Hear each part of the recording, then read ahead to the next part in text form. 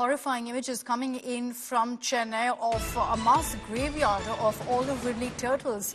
This is nothing short of an ecological nightmare on Chennai's coastline. It's that time of the year when olive ridley turtles come out onto the beaches and go ahead and lay their eggs there. But what you see instead are carcasses that are dotting the entire Chennai coastline. And this is the result of fishing trawlers killing thousands of sea turtles. Pramod Madhav gets you this ground report. Every year, hatchlings of olive ridley turtle, also called as Panguni Anmai, is actually collected and sent because for every 1,000 eggs, only a maximum of 2 survives.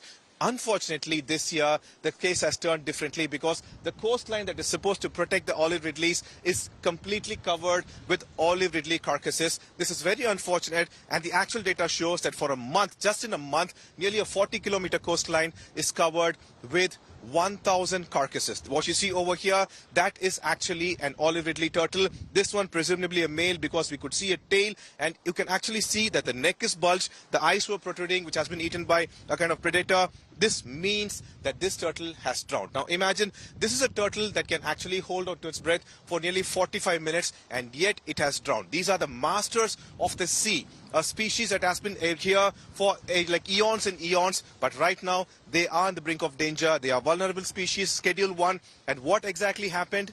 Human greed. Apparently, the trolleys that are supposed to fish in that sea are supposed to be 8 kilometers further inside the sea. But this year, due to extended monsoon and such, the catch is near the shore. So the trolleys have been fishing near the shore itself, nearly 2-3 kilometers. That's what experts say. And what happened is that they are using trolley nets and gill nets, where the nets are dragged towards the bottom for nearly 3 to 4 hours, and these turtles, which are here for this very specific breeding season, unfortunately get trapped, are completely exhausted and drowned to death.